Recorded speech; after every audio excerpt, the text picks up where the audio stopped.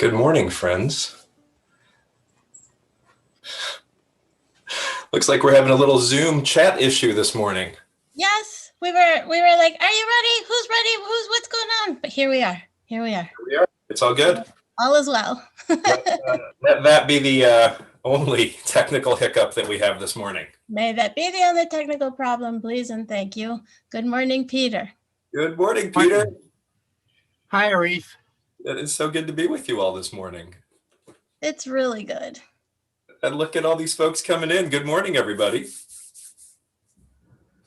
Oh, it's so good to see you all. It's really good.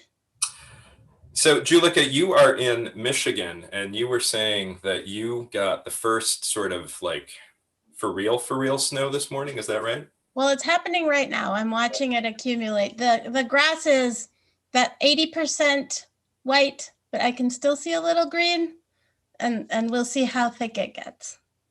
Yeah. I woke up to snow this morning. I was kind of surprised. Were you? Were you not expecting it? Yeah, I mean, not really.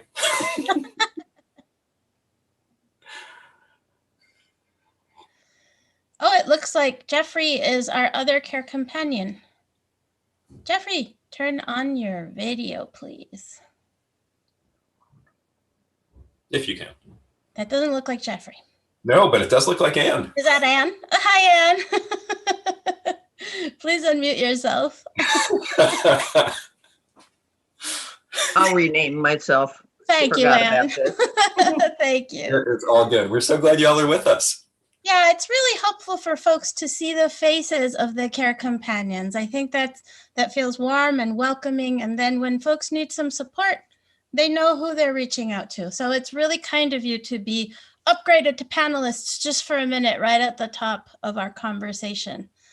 And the other thing that we need to touch base on, Arif, before we get formally started is just a quick explanation about the small groups for those folks who perhaps missed the announcements in the last couple worships and the liberal. So can we do that just for a second? Yeah. So you want me to say a couple words about the small groups that are happening? Yeah. So some of you signed up for 6-week series of small groups that are going to be happening right after the service, basically, right after the service for about an hour. And you're going to get to those the same way you would get to the fellowship hour. Just hit that link. We actually emailed this to you all. So if you have questions, you can look at your email. You can also check out the website, but just hit the link for the All Identities Fellowship Hour, and that will get you where you need to go. And of course, we have folks that are here and able to help. So yeah, super excited about that, and excited to be opening up more small groups in the new year. So some people will say, oh no, I didn't know. And we say, it's okay, because we will do it again. And it's just a 6th session, right? So right. Stay tuned to the Liberal, stay tuned to the Adult Ministries newsletter, and you'll get the information that you need so you can sign up for the next round. And we still have the fellowship hour, which you don't have to sign up for. You just drop in. And we have the BIPOC space as well. So we got you all covered. It's all good. That is correct. All right. Anne and Peter, is there anything that you would like to say as care companions before we get officially started? Well, only that, I'm here to chat. If anybody wants to, I love talking to people. Thank you, Anne. Thanks, Anne. Yeah, we're here to talk to people after the service if they need it. Great. So just you can find the link on the web page. Yep. And after the service, there will also be information about that. So you both are easy to find. Thank you so much, Anne and Peter. I appreciate you. Let's get started, folks. I'm so glad to be welcoming you this morning. My name is Julica Hermann de la Fuente. I'm the Director of Anti-Racism and Anti-Oppression Ministries here at First Universalist. It's really good that you are joining us today, streaming in from all different places around the world. And whether you are with us live this Sunday morning or maybe catching this later on YouTube, we are really glad you're here. If you are with us live, please do let us know, if you haven't already, where you're coming in from and say hello. Make sure you send your message to all panelists and attendees so that everyone can see you there. And if you're having trouble hearing any of us during the service, please let us know in the chat box. Hopefully our technological challenges are done for the day. Let's hope. We are the people who welcome, affirm, and protect the light in each human heart. We listen deeply to where love is calling us next, and with humility, courage, and compassion, we act to create a more just world. We do all of this as a faith community committed to racial justice. This is the life we invite you into when you journey with us, and this is the spirit alive in our worship today. It's really, really good that we are together, especially as so many of us have made the difficult choice to not celebrate the holidays with our friends and family. It's especially important that we are here with each other, reminding ourselves that this community of communities helps us through the hard times and celebrates our joys with us. You are not alone. Today, I want to share with you a new feature in our worship, and that is the virtual order of service, which is going to be shared in the chat in a moment. And this virtual order of service will help you follow along in our service, and also we'll have links and information for those of you pre-registered for the small groups, and just a plethora of ways to connect. It's really helpful and really good. And as Arif and I were saying just now at the beginning of worship, in case you just joined in the past couple of minutes, if you missed the announcements about the small groups, don't worry. You'll have a chance to sign up for the next round, which begins in January. We encourage you to stay tuned to the Liberal and the Adult Ministries newsletter for more information. And remember that you can still, of course, always join the BIPOC coffee hour if you are Black, Indigenous, or a person of color. And the fellowship hour for all identities is available for everyone. You don't have to sign up for that. You can just drop in. We know that sometimes Sunday services can evoke strong emotional responses, and that you may want to speak with someone. It was so good to have Anne and Peter just now with us at the top of the hour so that you know who you will be speaking with. And that link is also available in the slide at the end of the service and on our website. So we encourage you to reach out. Our care companions are well trained and are really looking forward to supporting you. As we begin our worship service, I'm going to invite us to take some smooth breaths together. And I want to teach you this technique that I learned with a colleague this week, which was really nice. And that is that you breathe in and you outline your frame. You breathe in, and then you breathe out, you breathe out. Let's try it. Breathe in. Breathe out.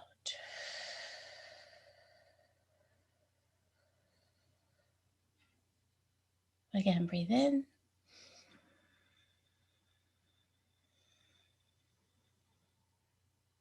Breathe out.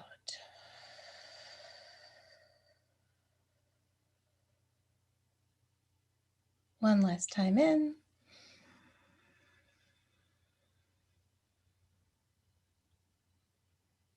And out.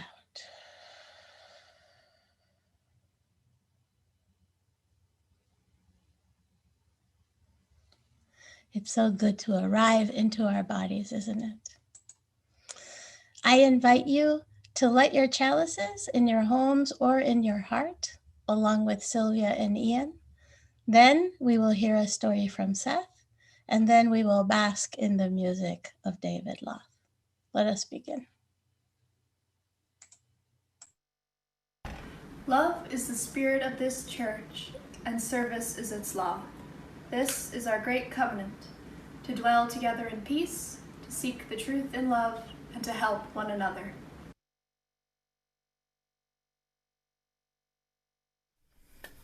Good morning, friends.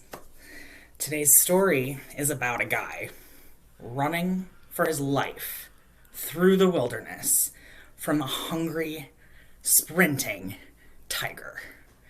He is running with all his might, whipping through these trees, making his way as quickly as he can, and just in front of him, as he's running down the path, he sees a cliff.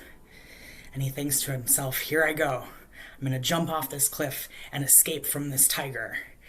And he runs off the cliff and he grabs a nearby vine and he jumps and he sees just below him 2 more tigers sitting there waiting for him to fall, waiting to have their dinner.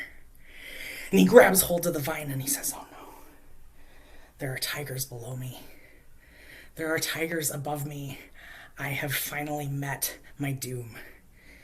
And as he comes to terms with his imminent demise, on the other edge of the cliff, he sees a strawberry. The biggest, most beautiful, juicy-looking strawberry he's ever seen. And he carefully holds on tight and reaches to grab this strawberry. And he plucks it. And he eats it.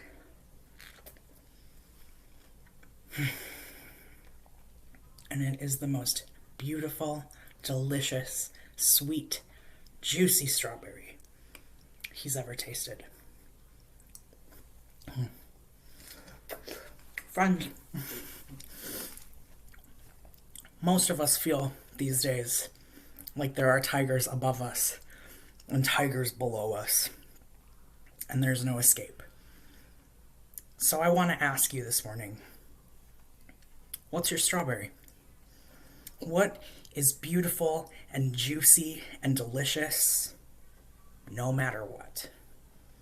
Where in your life does glory and goodness and sweetness prevail? For me, I would say my strawberry is my dog, who is with me through thick and thin, my faithful companion. My strawberry is art and its unwillingness to quit. My strawberry is delicious food that nourishes my body and my soul. If I think about it, I got a lot of strawberries, actually. How about you?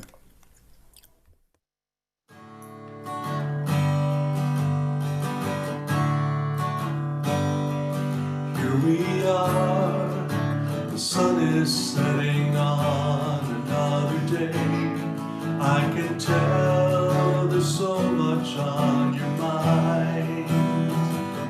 But let's let go of everything and face the night ahead with no regrets for what we've left behind. Be here now and let your fears and worries float away. Be here now and set your spirit free. Be here now. I only want this moment here with you, and all I ask is be here now with me.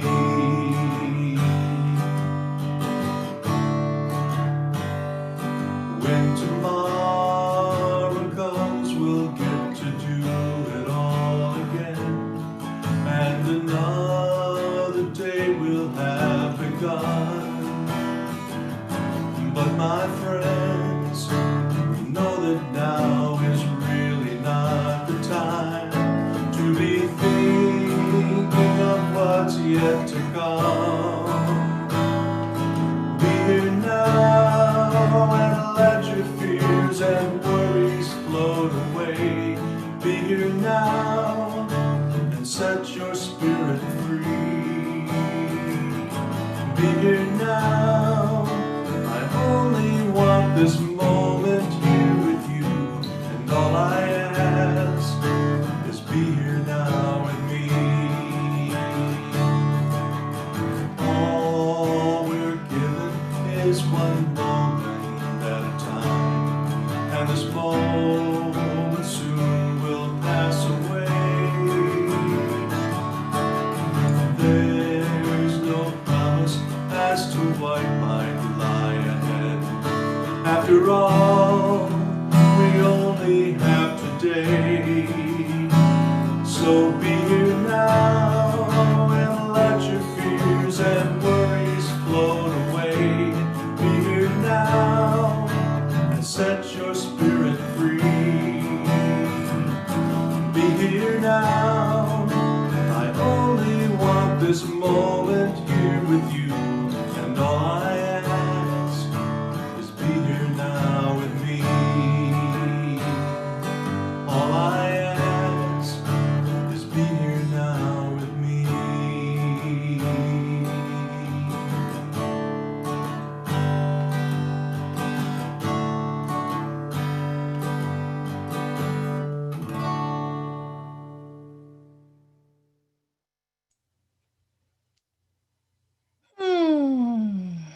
That is such sweet music, David. Thank you so much. Thank you for that reinforcement of Seth's story.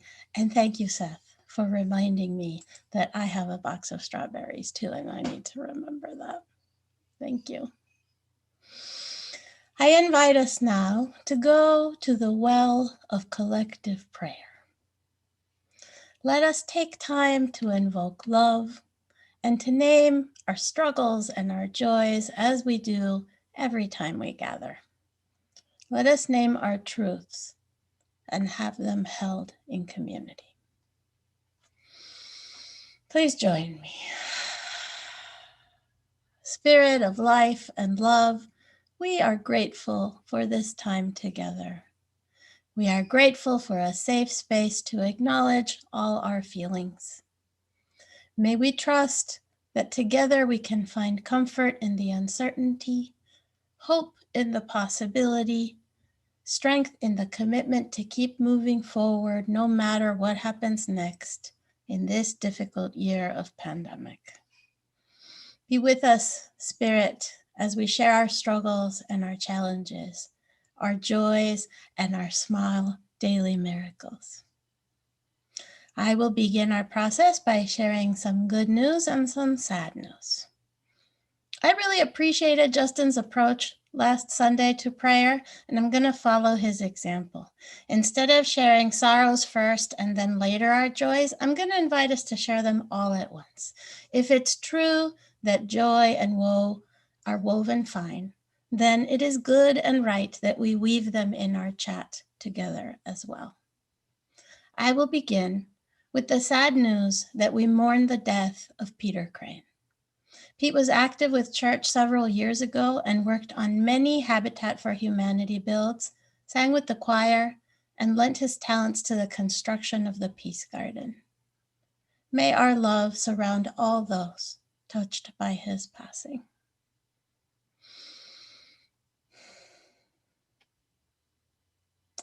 And now I will share some happy news. We celebrate with Belle and Frank Barr, who welcomed their first grandbaby Frankest into the world. He is the son of Franker and Mindy, and the family is overjoyed to now have a Frank, Franker, and Frankest in the family. Congratulations to you all. Good news. And now it's your turn. Please share in the chat and share with panelists and attendees. And tell us, how is it with your spirit today? What would you have us hold or celebrate with you? What is hard? What is happy?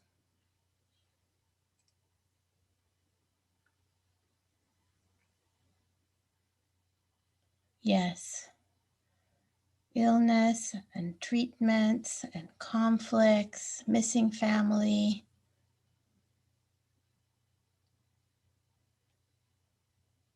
And then also grateful for health and being able to walk with friends. Oh, loss of pets. Physical challenges, a virtual Thanksgiving. Grateful for roofs over our heads and food. I can't possibly capture all of the river of joys and sorrows, but I so welcome that you are sharing this and holding this together with all of us. Yes, the joy of children laughing, good friends,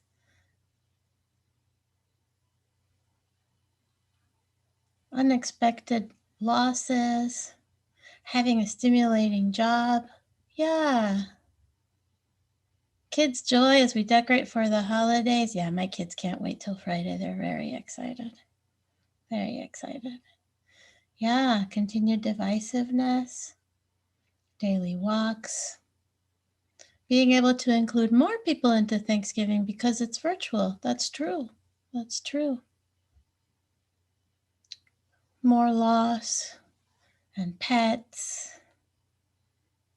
Yes, so many things, so many things. Thank you so much for sharing of your lives, of your challenges, and of your joys. Know that we are holding all of these with you. We are holding all of them, and we are so grateful that you are here. For the things shared, and also for the things that we are quietly holding in our hearts. Holding it all. Together we pray. May the grip of addiction be loosened. May the weight of oppression be lightened. May grief be shared. May joy break through. And may love make every suffering bearable for us all. Amen. Please join us in singing Spirit of Life with Franco on piano.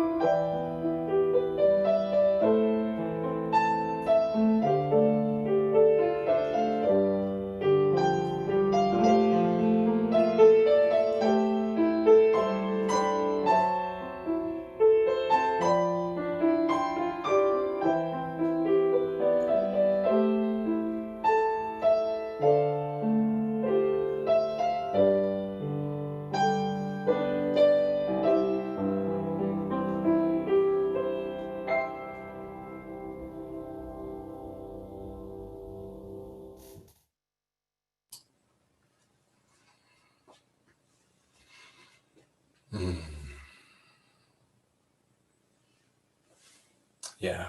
Thank you, Franco. Thank you for your music. It is so good to be with you all this moment, this morning. I'm just taking you all in, taking this moment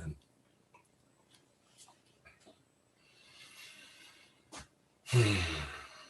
So, friends, tigers above us, tigers below us. What do we do? I have to admit that there is a part of me this week as I've been traveling with this story. There's a voice in my head that has said, tigers above us, tigers below us, clowns to the left of me, jokers to the right. Here I am stuck in the middle. Not necessarily with you, but definitely stuck in the middle. Definitely stuck in the middle. Maybe you find yourself in a sense of stuckness too. Stuck in this in-between place, right? Coronavirus above us, efforts to subvert democracy and civil society below us. Here we are, stuck in the middle with the folks around us, folks we've been with for 253 days and counting. Not that I'm counting, but we've been here a while, right? We've been here a while. What do we do in this? What do we do in this in-between place? Seth's answer, the answers that you all shared in the chat are all things that call us into the now that David Loth sang about. Paying attention to now, being here now, experiencing things, experiencing what is right in front of us, relaxing into the good that is here, small as that good may sometimes be. Being here now. That's a provocative notion. Tigers above, tigers below. This is a perilous time. We are not imagining that. Anti-maskers to the left of us, the promise of a vaccine on the horizon, anti-vaxxers to the right of us. We could be living with the reality of this virus for quite some time. What do we do in this now? And given the situation that we're in, what's so great about now anyway? Like, wouldn't it just be okay if we retreated into our escapes and fantasies and delusions for the next 6 weeks or 6 months? It's kind of tempting. But we're not going to do that, right? We're not going to retreat. The beauty of the story that Seth shared, and this is true for most any sacred text, is the way that it can offer us a reflection of where we are right now. If I could, I would bundle up that story into a globe. I would polish the surface so that it gleams, and I would hold it out so that in the story of the tigers, you would see your own face reflected back. That's basically what we're doing, one of the things that we're doing when we work with sacred texts. In other words, we're holding two stories, the story of the tiger and the strawberries in one hand, and the story of now in the other. And we let the story of the tigers and the strawberry unpack ourselves in the story of now. So let's do this. Let's do this if we can. Let's move into the story of the tigers and the strawberry. And here's the trick, and here's why this takes some practice. When we work with sacred texts, when we allow a story to work on us, it's more of a heart thing than it is a head thing. In other words, we kind of have to give our thinky mind a break, like sort of like take the thinky part of our brains and put it up on, just take thinky part of brain, put it up on the shelf, let it know that we're going to get back to it, right? It's okay. We're going to get back to you. But we're going to give the thinking mind a break and we're going to listen with our hearts. Or better yet, we're going to listen with our gut. All that bacteria and neurotransmitters in your intestines, they know things. All right? So consider with your heart, let your listening rest somewhere other than your thinking mind. It might be, you might feel your knowing in your chest, you might feel your knowing in your gut. And admittedly, some of you might feel like this is a little weird. And what I want to invite you to do is to just try it. All right, just try to let your knowing sink down into your body, see where it rests. The worst that happens is that you hang out with your intestines for a little bit. All right? All right? So let's give this a shot. Yalla. You are running. Okay? You probably didn't start out the morning this way, but at some point you found yourself outside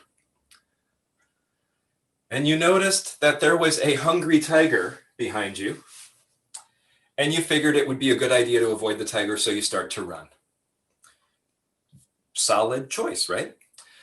So you're running from the tiger, and life decides to be a little bit like a cartoon. And so although we're in Minnesota, we don't really have tigers or cliffs. It turns out that you run right to the edge of a cliff with the tiger coming up fast behind you. You spot a vine hanging down over the edge of the cliff, and it looks pretty sturdy, so you climb down, figuring that you'll just hang out for a bit, no pun intended, and climb back up after the tiger gets tired of waiting and leaves.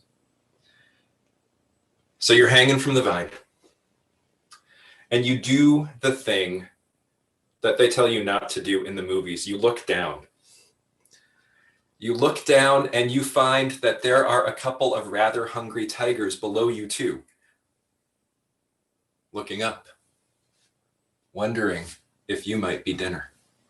And then just to add an extra fun element to the story, you look up, and just above you, there are a couple of mice who've decided that now would be a fun time to start to chew on the vine that is holding you up. Just as you are about to get really deeply mired in your misfortune, you see growing out of a crack in the face of the cliff a red, plump, and juicy wild strawberry. You reach for it. You eat it. And it is the best strawberry you have ever tasted. That's the story of the tigers. And we're holding it up today, right next to the story of now.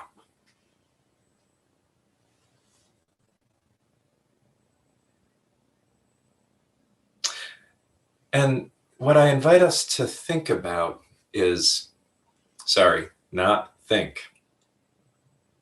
Language can trip us up here. What I invite us to feel into is, who are you in the story of the tigers?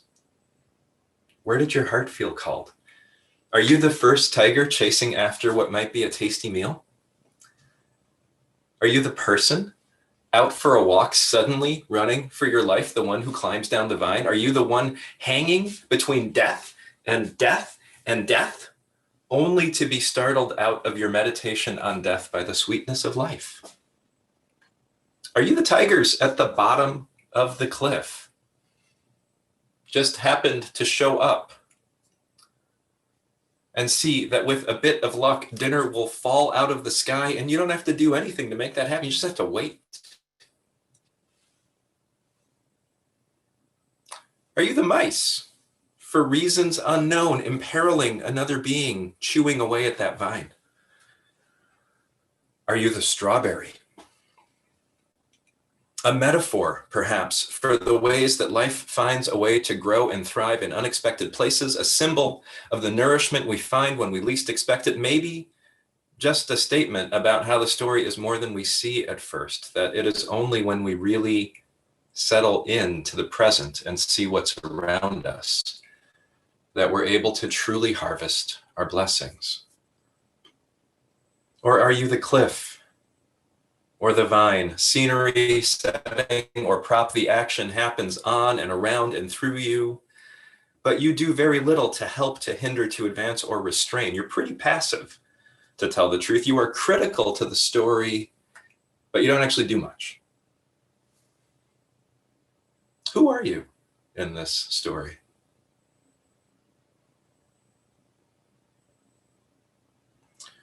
This story, frozen in time, is like a little mirror for us.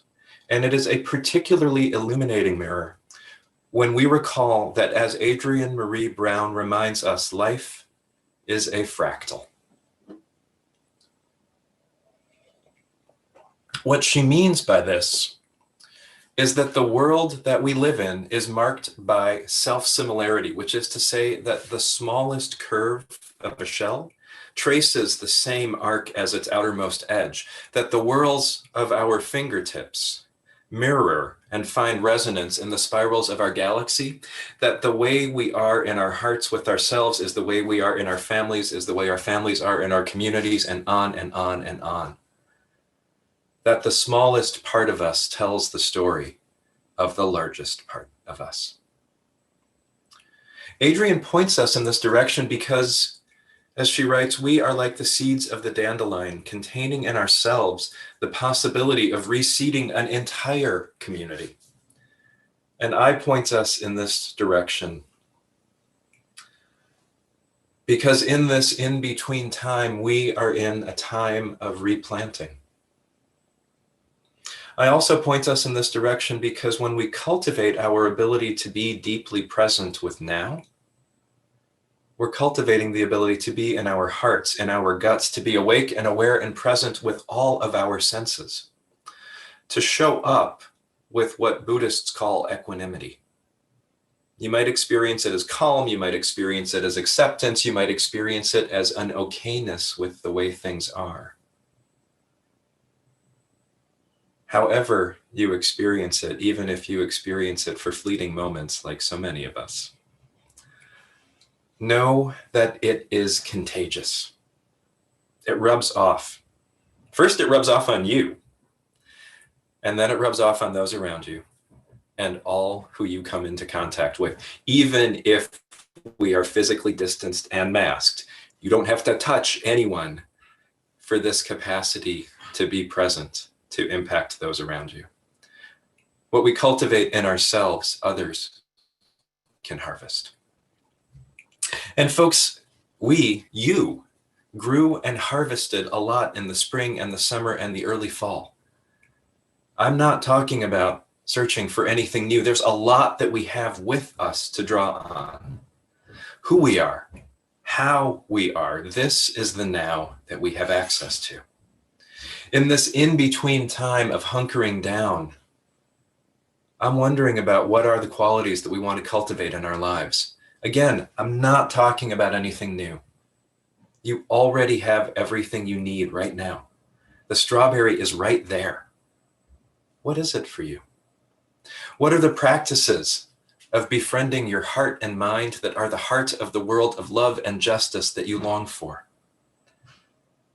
When you look at the story of the tigers and the strawberry, where do you root yourself, and how does that translate back to where you root your life? Folks, this might feel like an impossible time.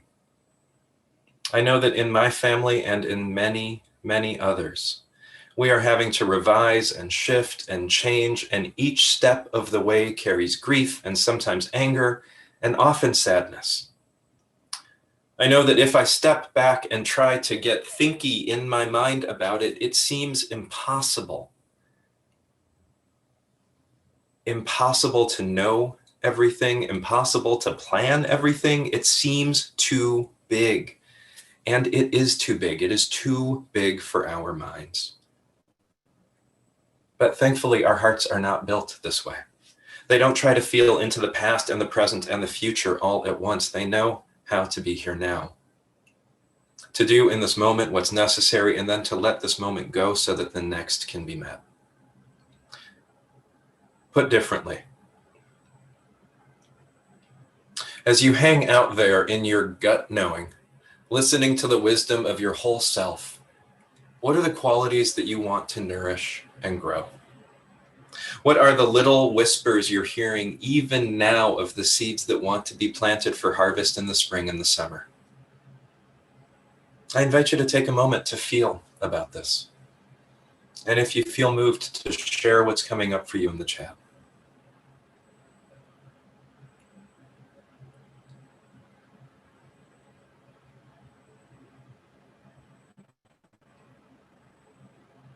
What are the little whispers?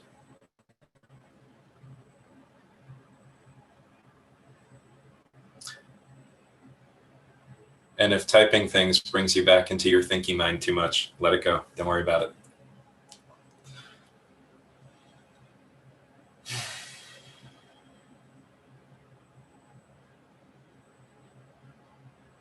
Friends,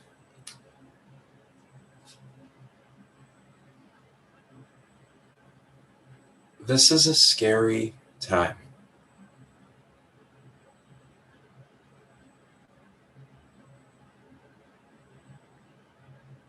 This is a scary time.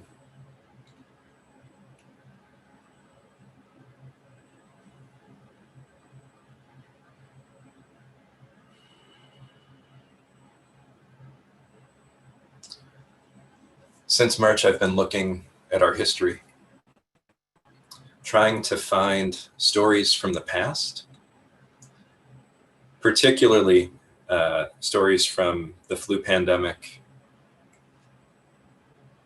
in the early 1900s, 1918-ish. I've been looking at those stories to see if there's some wisdom for us right now. I've been trying to find what our Unitarian and Universalist religious ancestors were saying to each other. And a through line that I find, with some interpretation, there are some layers to work through when we look at our history, there's no doubt. But the invitation is to be here now. It is an invitation to make friends with all of what is true in this moment, to take stock of what we have at hand so that we can build the tomorrow that we long for. That was the through line that I found in sermon after sermon, was where is it that we're going and how are we going to help to build it? Folks, we may well be called to act in so many different ways in the days to come. This is a scary time. We're not wrong. We're not wrong in feeling that. What I know to be true in this moment is that this moment calls on us to root deep in what we believe in and what we hold to be true. It calls on us to befriend our heart, our mind, to be with our pain and our heartbreak so that we are less reactive, so that we are more compassionate, so that we are living more and more in the image of how we want our world to work this winter and in the spring and summers to come. May it be so, and amen.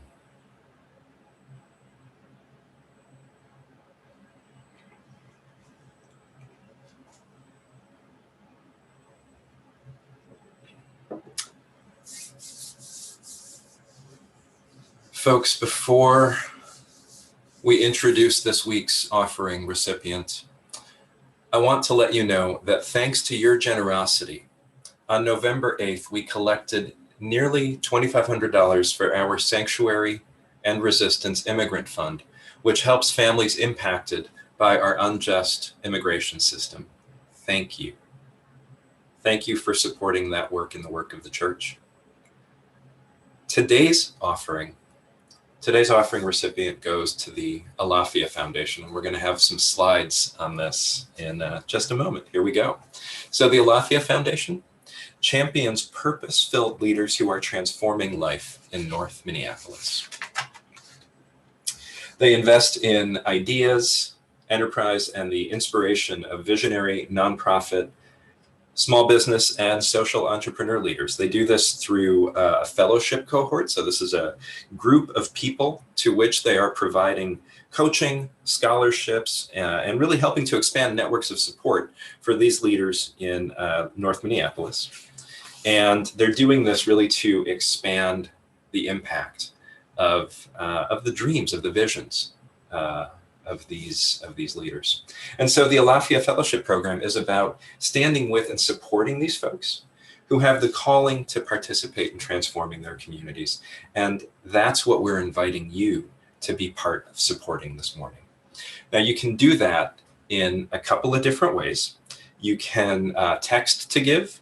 You can use the Square Cash smartphone app if that's something that you are familiar with. Our cash tag is FirstUniv. You can mail a check, and you can also go to the church website. However it is that you choose to support this morning's offering, even if your support is to offer a blessing on the work that is happening, we are grateful for your generosity. And now, as we are collecting our offering this morning, I invite you to rise in body or spirit as it feels comfortable. Let's envision ourselves being together. Let our bodies remember what that feels like as we sing together with Adrian and Juliet, Where You Go.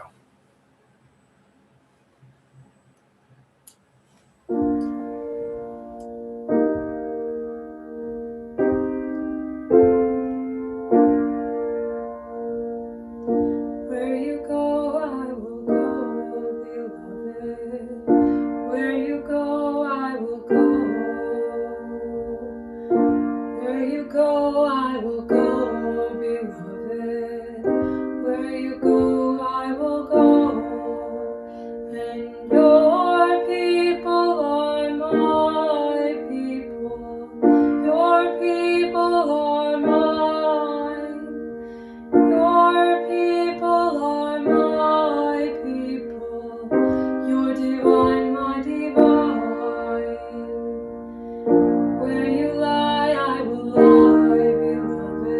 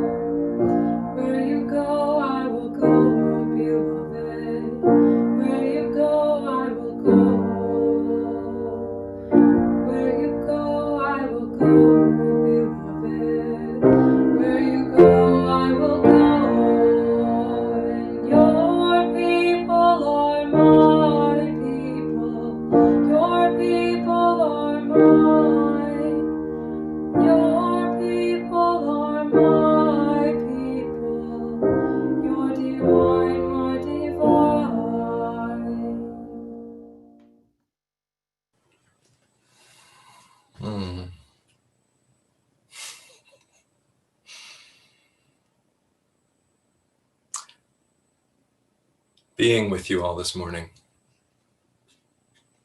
Being with you all this morning.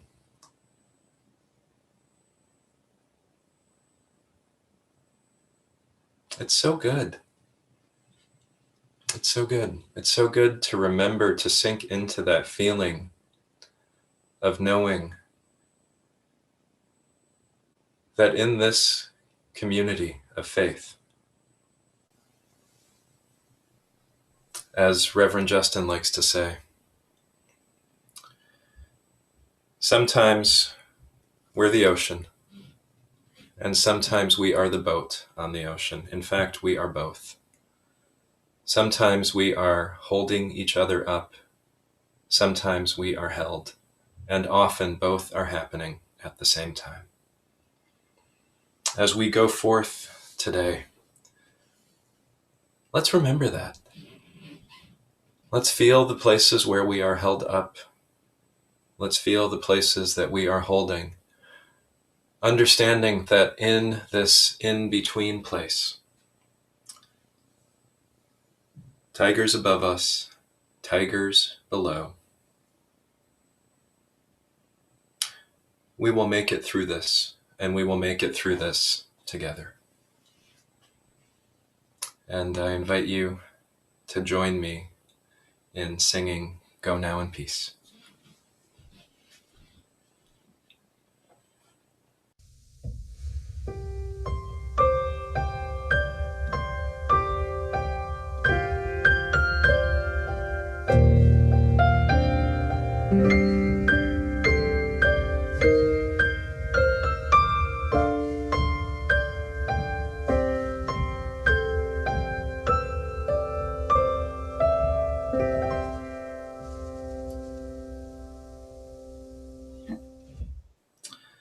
Friends, as we come to the end of our service, I invite you to extinguish your chalice. And as you do, feel free to type in the chat, "I carry the flame," to remind us all that though we extinguish the chalices, we do not extinguish this light of truth, this warmth of love, this fire of commitment that burns in our hearts. May it be so, and amen.